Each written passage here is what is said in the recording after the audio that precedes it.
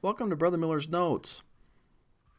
One of the great stories of ancient history for me is a story about a general named Xenophon. He's an Athenian, he's a philosopher, he's an author, writes several books, and he writes books about his adventures as a part of it. Also spattered in there is his pragmatic philosophy. One of the adventures he writes is he finds himself in command of 10,000 soldiers. And they're a part of a Persian war. Now, this is a civil war. And as they're on one side or the other, he finds his forces and him on the wrong side of the war. That's the losing side. And they have to force their way out of enemy-held territory. So in about 401 BCE, he is trying to fight his way out. And as he's trying to fight his way out, he finds that he gets the slip or escapes a little bit from those who are trying to pursue him, and he comes on some ruins.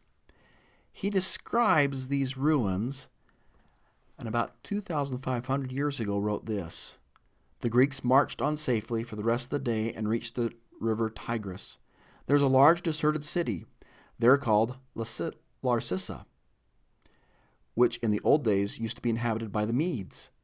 It had walls 20 feet broad and 100 feet high, with a perimeter of 6 miles. It was built of bricks made of clay, with a stone base of 20 feet underneath." Later, in their adventures, they come upon another city, which is even bigger. From here, a day's march, 18 miles, brought them to a large undefended fortification near a city called Mesphilia. The base of the fortification was made of polished stone, in which there were many shells. It was 50 feet broad and 50 feet high. On top of it was built a brick wall 50 feet in breadth and 100 feet high. The perimeter of the fortification was 18 miles.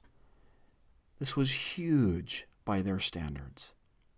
He was amazed to find out that there was this civilization and it was just abandoned. He asked some locals, "Where does this all come from? Who built this?" Their response to him was, "The Medes built it." Now, the locals are not right. The Medes really didn't build it. But 200 years ago, a place was known 200 years ago as Nineveh in Assyria. This is an early photograph of what Nineveh looks like today. All that is left are the hills and a few remnants. And it's amazing how a superpower like that, Assyria, goes from being the power in the world to being left that all there is mounds. And I try to figure out what it would be like for us today, to try and visualize it in our minds, because like a superpower like the United States of America, it is like the United States of America being overthrown in a relatively very, very short time, and there's a great political military just black hole that now exists and just fades from time. Here's how it happens. You start off with the power of Assyria. Sennacherib is a powerful king. He's out just creaming other nations. And when he's there, he glorifies Nineveh. He makes it an awesome city. And he lets everybody know how wonderful it is. In Sennacherib's day, the wall around Nineveh was 40 to 50 feet high. It extended for 4 kilometers along the Tigris River and for 13 kilometers around the inner city. The city wall had 15 main gates, 5 of which has been excavated. Each of the gates were guarded by stone bull statues.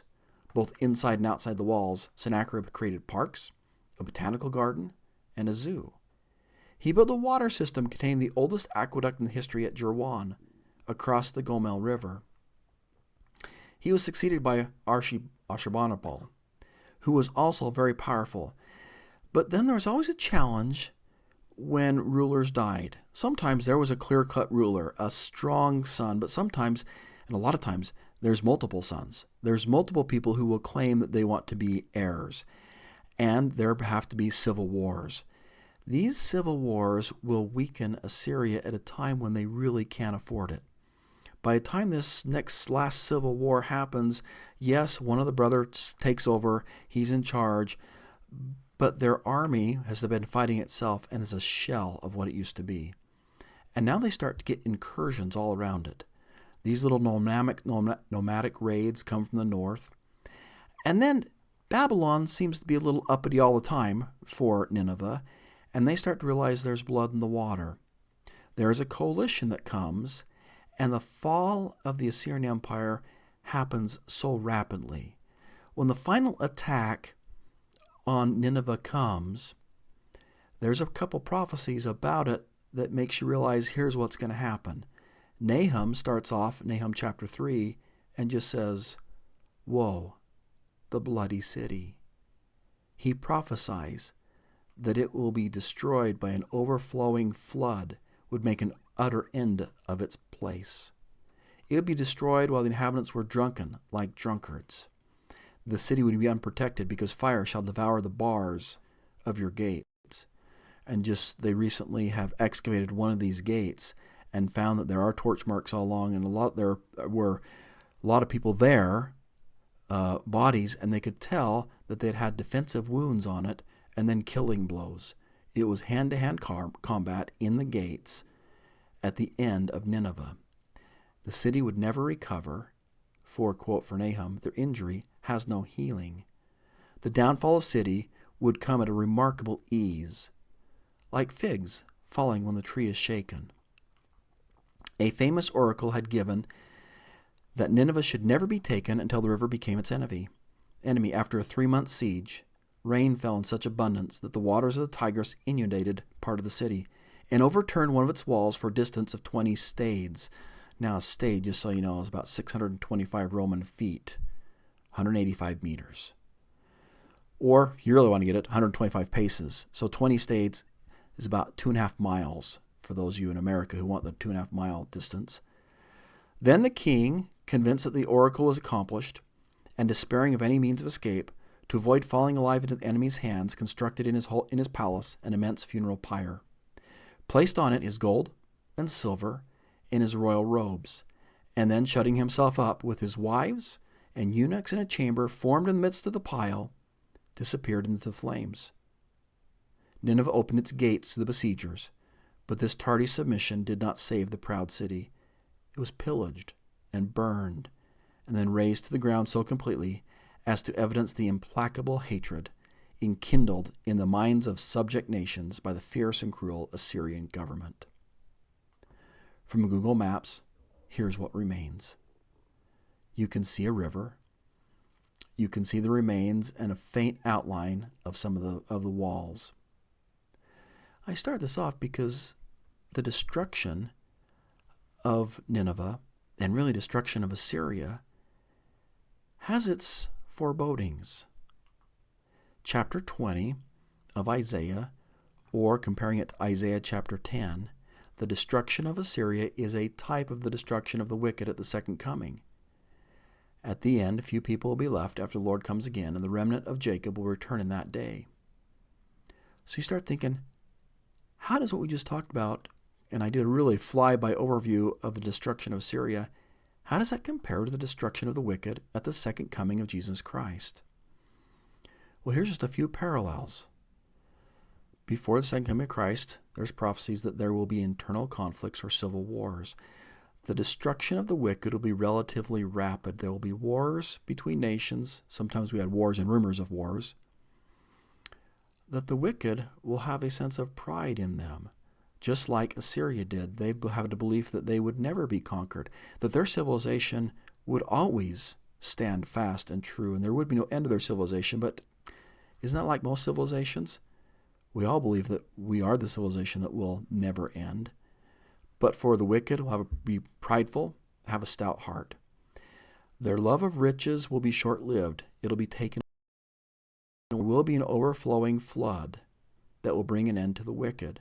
Now, my first thought about that was, when Christ comes in his glory, that's going to happen. But I read this verse from the dedication of the Kirtland Temple, that made me just kind of ponder. Section 109, verse 70, it says, "Have mercy upon all their immediate connections, that their prejudices may be broken up and swept away with a flood, that they may be converted and redeemed with Israel, and know that thou art God." I think there is an overflowing flood that will precede that, a flood of righteousness and truth. And I just see God in the background always wanting anybody who's wicked, and that probably includes me too. I think it does. I just do my best, just like you do. But I'm not the perfect one. There's only one, that's Christ, who is perfect. But the overflowing flood of truth and righteousness brings an end to wickedness in our own lives.